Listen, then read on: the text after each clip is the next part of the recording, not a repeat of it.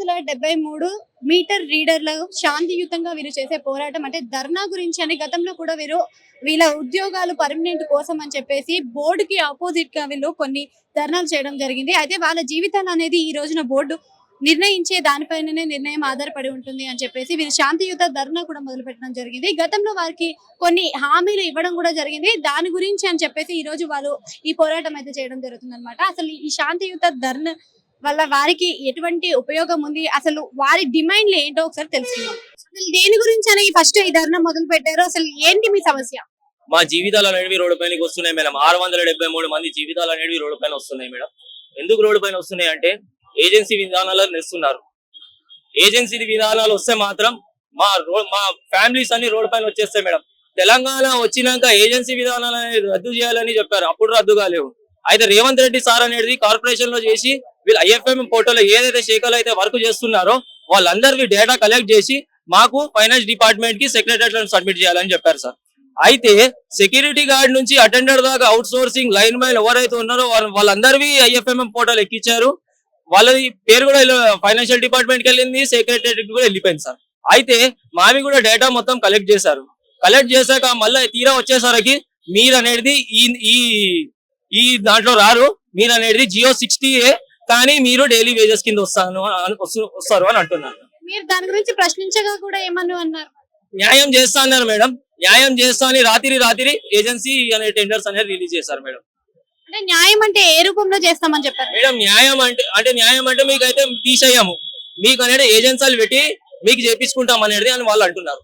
అంటే మీరు దానికి ఒప్పుకున్నారా మరి? అంగీకారం మేడం ఒప్పుకోలేదు, అందుకే అనేది మేము అనేది ధర్నా అనేది చేయడం జరుగుతుంది. అంటే ఇప్పుడు విధి విధానాలను చూస్తుంటే రోజు రోజుకి ఒక్కొక్క మాట మారుస్తూనే ఉంది గవర్నమెంట్ అని చెప్పేసి పలువురు అనడం కూడా జరుగుతుంది. మరి ఇప్పుడు వాళ్ళు ఇచ్చిన మాట తప్పుతారు అనేది ప్రతిసారి మీకు తెలిసినప్పుడు మరి ఎందుకు మీరు వాళ్ళ మాట పైననే పోయినారు?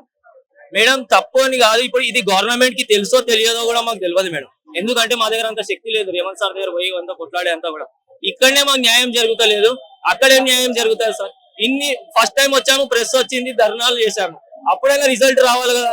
మళ్ళీ రాత్రి మొన్న ఏజెన్సీలు అనేది రిలీజ్ చేశారు మేడం. ఏజెన్సీ విధానం అనే దానిపైన మీరందరూ కూడా మొదటిగా ప్రశ్నించడం జరిగిందా? మరి జరిగింది మేడం. అయితే ఇప్పుడు ఏంటంటే మేడం మా ప్రాబ్లం ఏంటంటే 673 మంది వర్కర్స్ పైన ఎన్ని ఏజెన్సీలు ఉంటాయి? మా అంటే 2-3 ఏజెన్సీలు ఉంటాయి. 673 మంది పైన 6-7 ఏజెన్సీలు ఉన్నాయి సార్. అంటే వీళ్ళు మాకు మా రక్తం అనేది పీల్చుకుంటాను పని శ్రమ. ఇప్పుడు బిల్లుకి 10 రూపాయలు ఇస్తారు, ఓవర్ బోర్డు రిసిప్ట్ కి 8 రూపాయలు. అయితే ఏజెన్సీ ఇచ్చేది మాకు 5 రూపాయలు, దానిపైన 3 రూపాయలు. అయితే మాకు జీతం ఏమొస్తుంది సార్? ఇప్పుడు వచ్చే 13,000 జీతము కూడా 4 నెలలకి 3 నెలలకి ఇస్తున్నారు. ESI PF అది లేదు, వేస్తున్నారు వేస్తలేరో కూడా తెలియదు మాకు.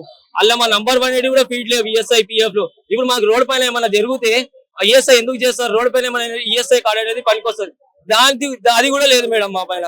అలా ఉంది మాది. ఇప్పుడే ఇంత దోపిడీ ఉందంటే ఏజెన్సీలలో పోయినాక మాది ఇంకా బతుకులు ఏమైతాయి మేడం? అంటే ఇక్కడ సమస్య ఎక్కడ వస్తుందండి? అధికారుల దగ్గర నుంచి వస్తుందా? మరి అందరూ ఒకటే మాట మీద ఉంటున్నారా ఇక్కడ ఉన్న వాళ్ళందరూ కూడా? మేడం అదే ఇప్పుడు మేమైతే మీటర్ రీడర్స్ అనేది బోర్డుకి వ్యతిరేకంగా ఏం లేదు. మాది ఒకటే రిక్వెస్ట్, ఒకటే అజెండా. మాకు అందరితో పాటు అందరికి ఏమైతే హక్కు ఇచ్చారో మాకు కూడా అదే హక్కు కావాలి. అంటే ఇది చివరిసారిగా మరి చేస్తున్నాం అని చెప్పేసి పోరాటం గురించి కూడా మీరు చెప్తున్నారు. మరి ఈసారి కనుక రెస్పాన్స్ రాకపోతే మరి మీరు తీసుకునే చర్యలు ఏంటి అసలు? మేడం తీసుకునే చర్యలు ఏం లేవు మేడం. అక్కడ గవర్నమెంట్ చూస్తుంది, ఇక్కడ వీళ్ళకి తెలుసు. ఇప్పుడు లోపల ఏమైతుందో ఇప్పుడు మాకేం తెలుసు మేడం?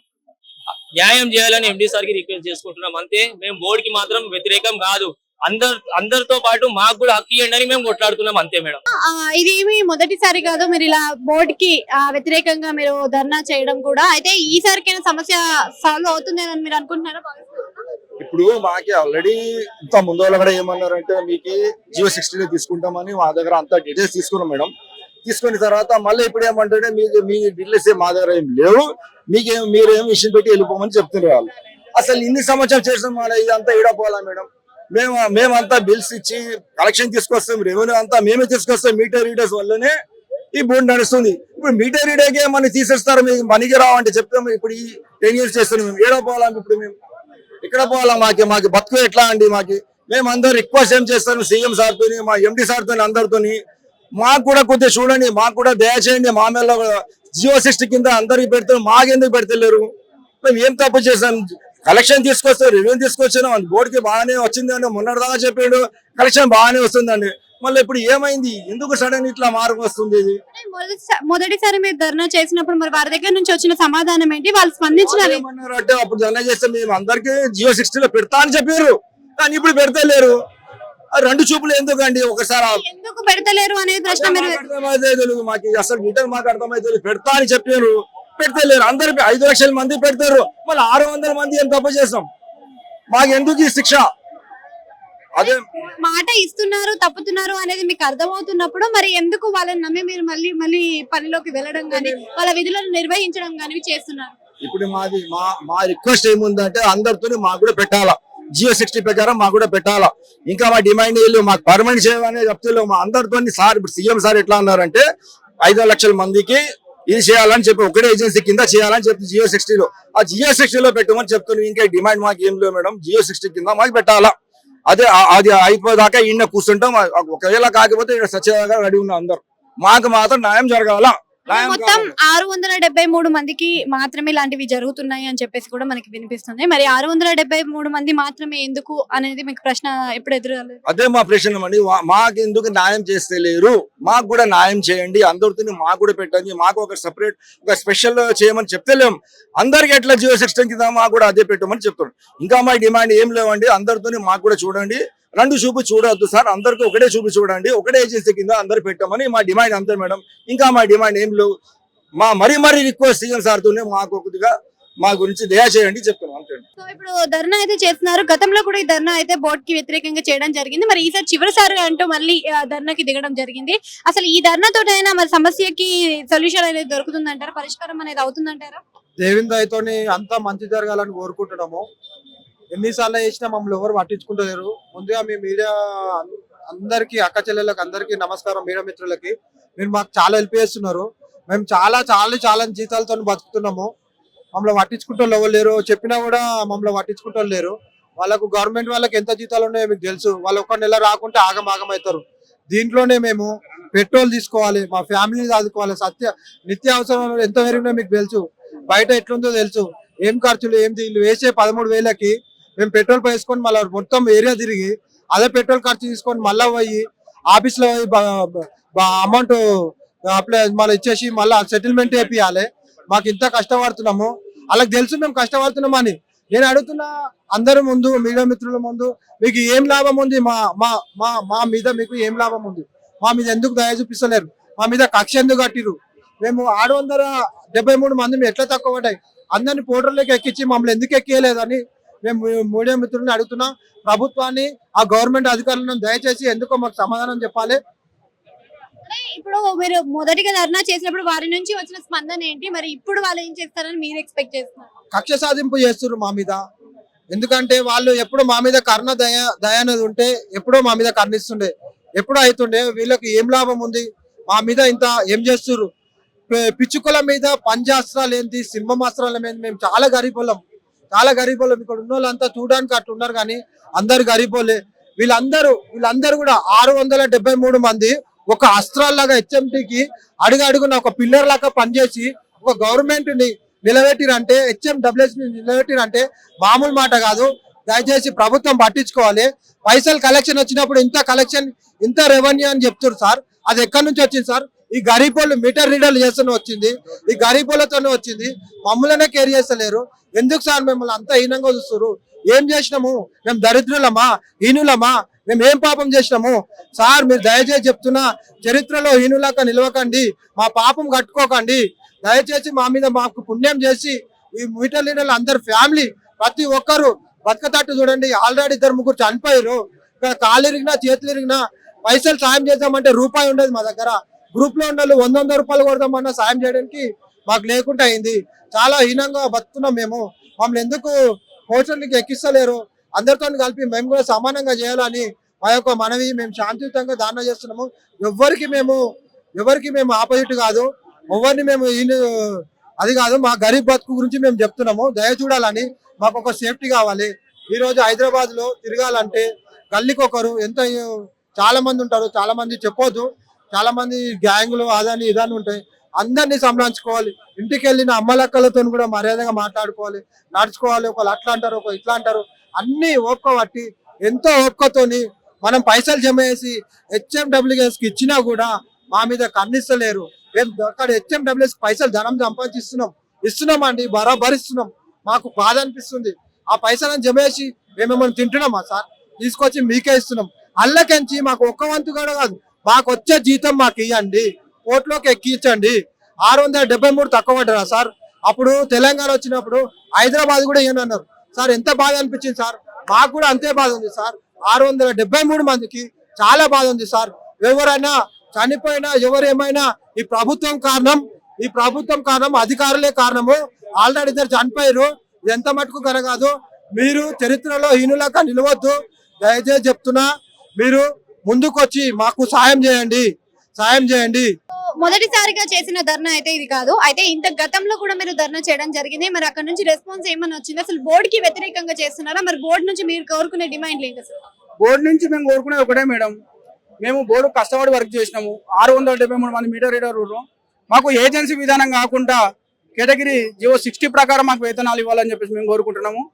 ఏంటంటే ఇప్పుడు సీఎం గారు పెట్టిన కొత్త IMS పోర్టల్ పెట్టింది కదా, ఆ పోర్టల్ మనం చేర్చాలని చెప్పేసి మేము గతంలో కూడా MD సార్ గారి దృష్టికి తీసుకెళ్ళినాము. సార్ కూడా మాకు అప్పుడు సానుకూలంగా స్పందించు మేము చేస్తున్నాము అది అని చెప్పారు.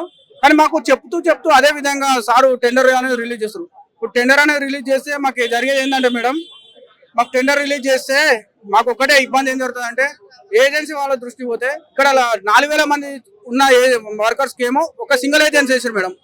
ఇప్పుడు మాకు 673 మందికి ఏమో 12 ఏజెన్సీలు వేసారు. 12 ఏజెన్సీలు వేసిన తర్వాత మాకు ఏం జరుగుతుందంటే, అప్పుడు మాకు బిల్లు కింద రిసిప్ట్ కింద కడతారు. ఆ కట్టిన తర్వాత కూడా జీతం వేయమని అడిగితే వేయరు. 2 నెలల 3 నెలలకు ఒకసారి వేస్తారు. మాకు అట్లాంటి ప్రాబ్లమ్స్ గతంలో జరిగినాయి. అప్పుడు మన సార్ దృష్టికి వచ్చి మేము చేస్తేనే మాకు అనేది జియో 60 ప్రకారం వేతనాలు చెల్లించరు. ఈ 4 ఏళ్ళు బాగానే ఉంది. మళ్ళా పాత విధానానికి వెళ్తారు. ఆ పాత విధానం అనేది వద్దు, మాకు 60 ప్రకారం జీతాలు ఇచ్చి IMS పోర్టల్ ఎక్కిస్తే మాకు ఉద్యోగ భద్రత అనేది ఉంటుందని చెప్పేసి మేము ఇంత దూరం వచ్చినాం. అంటే ప్రతిసారి మీరు ఈ సమాచారాన్ని అందించినప్పటికీ కూడా బోర్డు అనేది మీకు మాట ఇస్తూనే ఉంటుంది, కానీ ఆ మాటకు నిలబెట్టుకోలేకపోతుంది అని చెప్పేసి మీరు చెప్పడం జరుగుతుంది. మరి ఇన్నిసార్లు మాట ఇచ్చి తప్పుతున్నప్పుడు మరి మీరు ఎందుకు మళ్ళీ అదే దారిలో వెళ్ళడం జరుగుతుంది? మేడం, మేము చాలా సార్లు MD సార్ దృష్టికి వెళ్ళాం. MD సార్ కూడా సానుకూలంగా స్పందించిండు. అయినా మాకు నిన్న వరకు కూడా మేము లెటర్ పెట్టాం ప్రభుత్వానికి. ప్రభుత్వం ఏం రిజల్ట్ వస్తుందని చెప్పి మాకు అనుకూలంగా మాకు చెప్తూనే టెండర్ విధానం అనేది రిలీజ్ చేసిండు. మేము గత 20 ఏళ్ళ నుంచి చేసిన వాళ్ళు కూడా మేడం, మేము చేయబట్టి 10 ఏళ్ళు 20 ఏళ్ళ నుంచి చేసిన వాళ్ళు కూడా ఇవాళ మా బతుకులు ఎట్లనే అంటే అంగీలు ఇప్పి బజార్లో నిలబెట్టిర్రు.